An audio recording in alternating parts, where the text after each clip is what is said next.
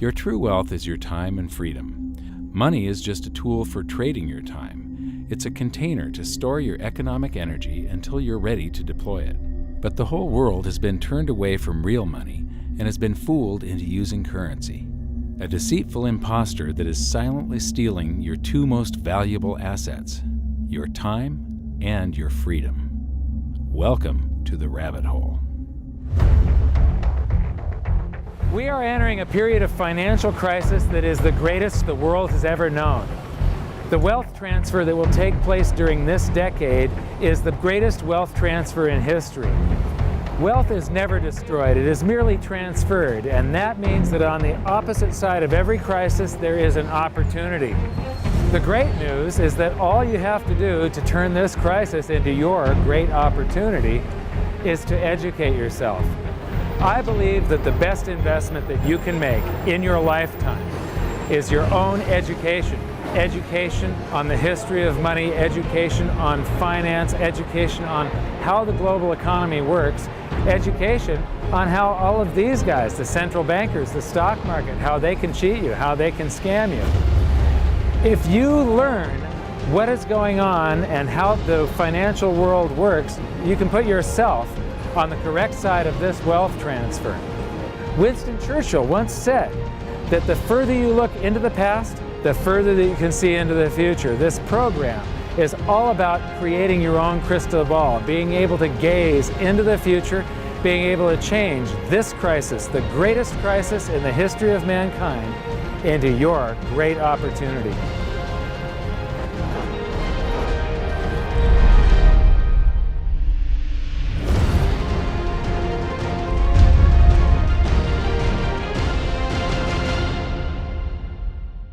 The hidden secrets of money, some of them are hidden in plain sight. They're like right in front of you. The way the monetary system works is something that isn't actually hidden away from all of us. It's out in the open, but it's complex and people just they can't see how it works. It's hard for them to imagine that we're living in such a hoax. Others are meant to be secret, but the truth is slowly coming out, like the Federal Reserve being a private corporation and not really part of the U.S. government. But when I started studying this, what I found was that there was no place that I could point people to where they could get it all in one spot. And so I basically decided to write my book about it and consolidate monetary history, economics, the markets, fundamentals of gold and silver. There's a lot of smoke and mirrors in economics, and I've sort of made it my job to lift the fog for people.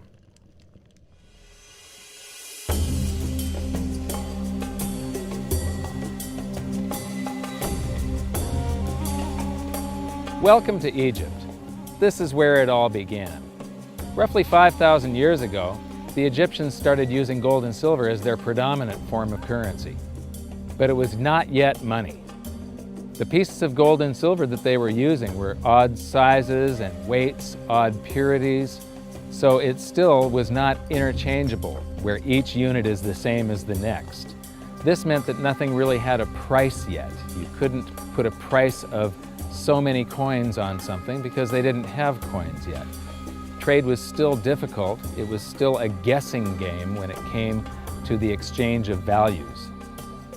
One of the reasons that we are in the financial mess that we are today globally is that people do not understand the difference between currency and money. Currency is a medium of exchange, a unit of account. It is portable, durable, divisible, and something called fungible. Fungible means that each unit is the same as the next unit. $1 in my pocket buys the same amount as $1 in your pocket. Money is all of those things plus a store of value over a long period of time. Even financial planners, bankers, your accountant, they don't understand the difference between currency and money. The currency in your pocket is a medium of exchange. It's a unit of account because it's got numbers on it. It's somewhat durable, it's portable, it's divisible in that you can make change, and it's fungible. $1 in my pocket buys the same amount as $1 in your pocket. But because governments can print more and more and more of it, and dilute the currency supply, it's continually transferring wealth out of your pocket, out of your bank account, to the government and to the banking system. The reason that gold and silver are the optimum form of money is because of their properties. It's an easy medium of exchange because gold and silver store a large amount of value in a very small area. It's a unit of account. Pure gold has the same value all over the planet. So an ounce of gold buys the same amount here in Egypt as it would in China or in the United States. It's durable. The same gold that Egyptians were using in trade 5,000 years ago is still here with us today. It does not corrode. It's divisible. You can make change with it. It's very portable. You could use something like oil as money. It's just that you can't carry around a barrel of oil on your back. It's fungible. Pure gold is the same wherever it is on Earth. Pure silver is the same wherever it is on Earth. It's limited in quantity. That's the reason that it maintains its purchasing power. Governments cannot print it. Over the last 5,000 years, only gold and silver have maintained their purchasing power. There have been thousands upon thousands of fiat currencies, currencies that are unbacked by gold or silver, and they have all gone to zero. It's a 100% failure rate. Well, fiat currency, of course, is a currency that exists at the dictate or by fiat from a government. You see, they have their printing presses, and the paper money rolls off the printing presses. And then they give it the fiat designation, which makes the currency official. It's just worthless paper. But when Ben Bernanke gives it the special sign, and they have the cult meeting at the Federal Open Market Committee meetings, it suddenly becomes currency. If you look at what's really going on, it's a con game. And so there's confidence. Well, the Federal Reserve is very forthright about what they're doing. If you read their websites, they'll tell you it's a confidence game. They tell you that there's no intrinsic value in their money. They'll tell you that they print it backed by absolutely nothing. They actually display all these facts. But if you tell somebody in the public that this stuff is created out of thin air, there's no backing whatsoever, it's absolutely worthless, it's about as valuable as monopoly money, they'll look at you like you're nuts. Is there an example throughout history of a fiat currency, a piece of paper that's unbacked by anything, surviving? Short answer, no. Long answer, no. And here's why. When Addison Wiggin took over at the Daily Record, when they got cranked up, Bill Warner asked him to catalog all of the fiat currencies throughout history and what happened to each of them. Addison dutifully went to work. Within a short period of time, he had gone through the alphabet. All the fiat currencies that started with the letter A were done. They all went to zero. He was halfway through the letter B, and all the fiat currencies that started with the letter B, and there were 600 of them in just the first letter and a half of the alphabet, and every single one of them went to zero. Every one. 600 fiat currencies that start with the letter A, and half of the ones that start with the letter B are 600 of these things. Not one ever came close. You think this one, the United States dollar, is going to be the first one after all that? I don't think so. No. No currency, fiat currency has ever survived. None. The thing about money is there actually is a fairly well accepted definition of what money is. The question is, as you apply that definition to particular things that people claim to be money, do they fit the definition? We'll just take the paper dollar, for example. How well does it perform those functions? Well, store of value. The dollar has lost 95% of its purchasing power since the creation of the Federal Reserve in 1913. So not very good as a store of value. One of the things I do is just a way to get the audience's attention is I have a slide, and there are 3 pictures on the slide. One is a pile of monopoly money. The other one is a pile of Federal Reserve notes, what Americans would call paper money. And the other one is a solid gold American Eagle 1-ounce coin.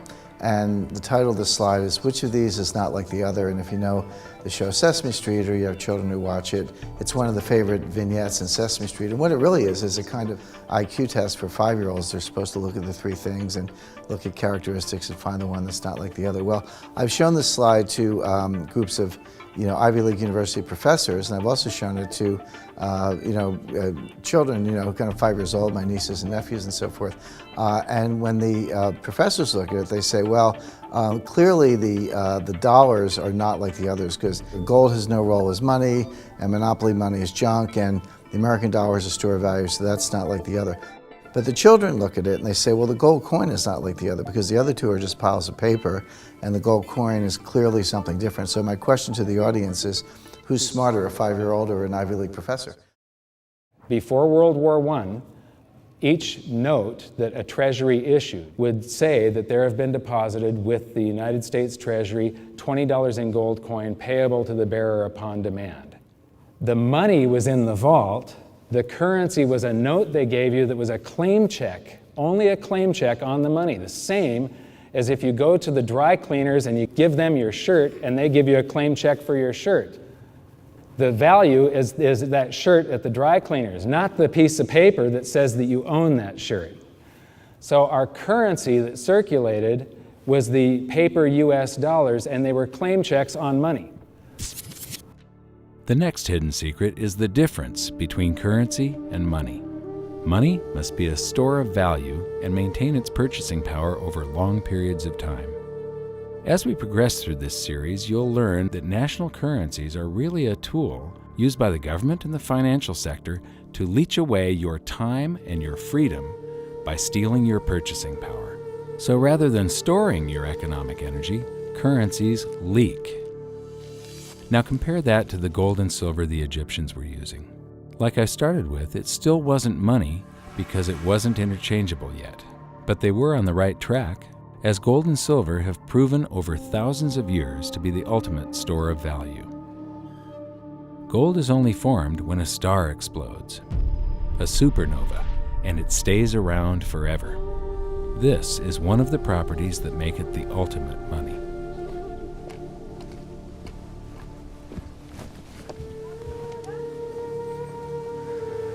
People are amazed that after 5,000 years, the pyramids are still here. But what I'm more amazed at is that the currency that the people that built this were using, that currency, that gold and silver that they were using in trade on a daily basis, is still around today. It may have been melted down and re-refined, and it's in a coin or a bar or in some piece of jewelry, but it's still with us today, and it still purchases something. Yes, it is the ultimate money because there is nothing else even in the same league.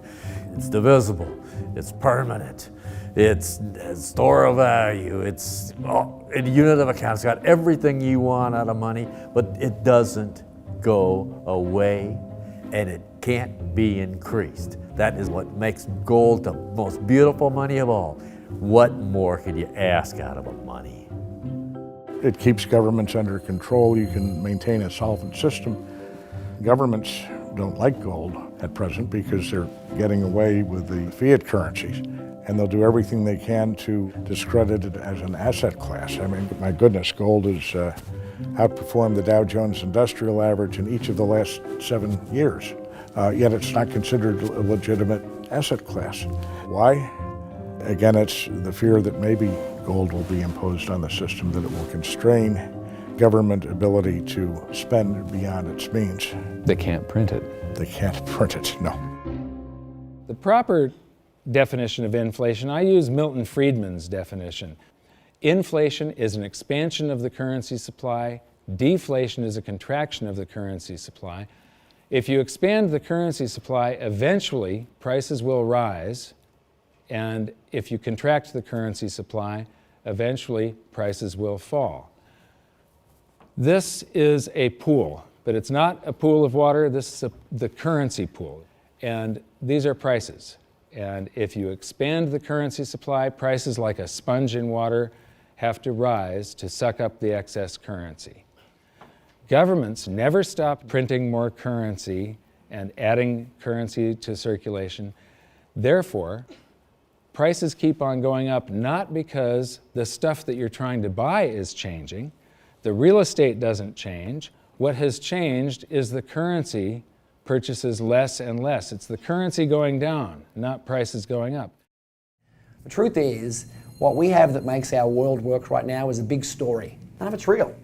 It's all just promises. And if you think about it, that's how currency began to work in the beginning. You know, before we had currency, we had barter. I'll give you 3 coconuts and you give me 4 fish, because that's kind of a fair exchange on coconuts to fish. But that got complicated, so we had to invent this thing called money to be a divisible, portable medium of exchange. And the challenge is that we lost that a long time ago when we lost having things of value be our currency. And now we have this thing called numbers and accounts. But trust me, it is not real. It's a big made-up story. One of the biggest make-believe stories ever is called quantitative easing, which sounds complex, but it's really just a smoke and mirrors term for currency creation. QE started with the banking bailouts back in 2009. This currency was created out of thin air and then given to the banks, who paid themselves record bonuses in reward for crashing the world economy. This is a global phenomenon, but all you have to remember for now is that whether it's QE bailouts or stimulus programs, these are all just voodoo, hocus-pocus terms for increased currency creation. I believe gold and silver will reassert themselves as money. And when they do, there just isn't enough. And their purchasing power is going to go up many, many, many times. Egypt is an amazing place. There's a franticness about it, and utter chaos, especially like the traffic. But when it comes to like all of the merchants that are trying to get every last dime out of you, you get fleeced to the point where you come back with an empty wallet. But you know what? They're amateurs compared to Wall Street. In the past several years, I've spoken in many countries about the crisis that's coming, and a lot of people think that they're going to be okay in their country, that it's only going to happen to the United States or maybe the United States in Europe. But what they don't realize is that this is a global phenomenon. I got to show you something here. This is base currency in the United States. This is the number of paper dollars that exist, basically. It took 200 years to go from no dollars in existence to 825 billion. And then we had the bailouts, and then we had QE1, quantitative easing 1, then QE2, and then we had QE3, and then QE4, and then soon we're going to have QE57 and QE382. And it isn't just here. This is what the Canadian currency supply looks like. This is Australia, South Africa, Russia. Now, this starts out in just the year 2001, and this is like 18 times more currency in existence in a little over a decade. Here's Singapore, same story. Look at that, since the crisis, just bam. India, China, every government on the planet is doing this insane deficit spending and expanding their currency supplies, doing bailouts. And history shows that there is no example of this turning out well. It is sometimes amazing that we haven't experienced more inflation than we have. If they keep expanding the money supply so vastly, why aren't our prices growing faster than they really are? And the answer is that a good chunk of the money that the Fed created has been shipped overseas. I remember early in my research, I heard this expression that the Americans have exported their inflation. I thought, what is that? How can you export your inflation? Put it in a box and send it out? What do you do? Well, now I understand. You export your inflation by simply sending all these dollars that you created to these other countries, and then they send you their refrigerators and their cars and whatever, their TV sets. So you get hardware, and they get little pieces of paper. It's a great deal for the American people for a while. For a while. Sooner or later, all of those pigeons come home to roost. When the time comes, as it looks like it's now coming, when the rest of the world is saying, we don't want to play this game anymore, Uncle Sam's dollars are just becoming worthless, there are too many of them, we've got to find something else other than American dollars, then those dollars start to come back to America. People say, we don't want them anymore, what do we do with them? Once this revs up and we've got this little trickle of money coming back that we previously exported, once it becomes a flood and it starts to rush back, now we are getting our former exported inflation brought back to us, and then we'll see the quantity of money inside the United States grow much more rapidly even than the Federal Reserve can create it, because we're getting a previous money back. And that's when we will really see the tanking of the US dollar in terms of what it will buy. During the second round of quantitative easing, global food prices went up 60%. And this created a humanitarian disaster for the 2 billion people on Earth who live on less than $2 a day. These people were hungry to start with, they became hungrier, and some of them started overthrowing their governments in North Africa and around the Middle East. So quantitative easing was the spark that ignited the Arab Spring. So that's it. When you create money, you get some sort of inflation. It just depends on where the inflation goes. It's all going down, down, down. Peasants are reeling from a game of coins and crowns. Given the premise that you have a permanent underclass or poor class, and how does inflation affect them disproportionately? It affects them basically in the percentage of their income that goes to food. And we see this as a ratio, and we know that there are some danger points. For example, in Egypt recently, once that ratio got to 40% of income going to food and the price of food rising due to inflation, when it got to 40%, that's historically a point where people actually stage a revolution. That's exactly what we saw. The French Revolution, similarly, was all around the price of food getting to a certain critical point where people simply, the risk-reward for revolution was favorable toward revolution. When they print it up, then it all goes down. Well, exactly right, because when you have a runaway inflation, it's punishing the very people who are most productive in society. In other words, the people that produce more than they consume and save the difference. The problem is that those productive people, the savers, save in their national currency. And unfortunately, the national currency is just a fiat piece of paper at this point. So when it's destroyed through runaway inflation, that $100,000 that you were hoping to retire on doesn't exist. And the things that you were going to buy with it and provide for others don't exist either. Now what are you going to do? So that all seems pretty scary. However, this is going to happen, and you can only play the hand that you're dealt. But the great news is that gold and silver always end up doing an accounting of the expansion of the currency supplies. Basically, the will of the public and the free markets. When governments do this kind of stuff to their currency supply, they debase it.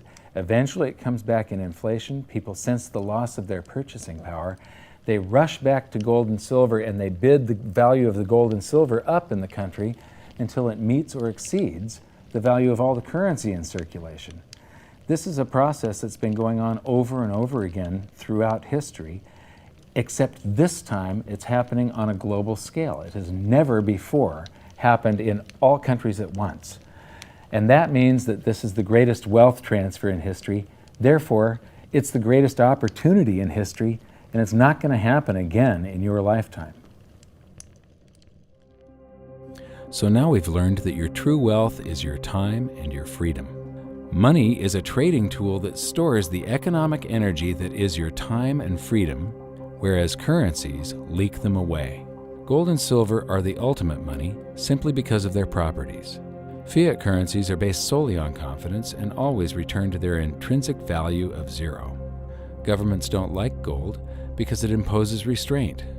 Rising prices are a symptom of an expanding currency supply, and gold and silver always account for an expanding currency supply. So that's it for this episode. Join me next time as we begin to investigate how monetary history just repeats and repeats, and how gold and silver always win the battle between currency and money. Until then, my challenge to you is to stop calling currency money. It's a crucial first step towards setting your mind free of all this economic voodoo and changing your context.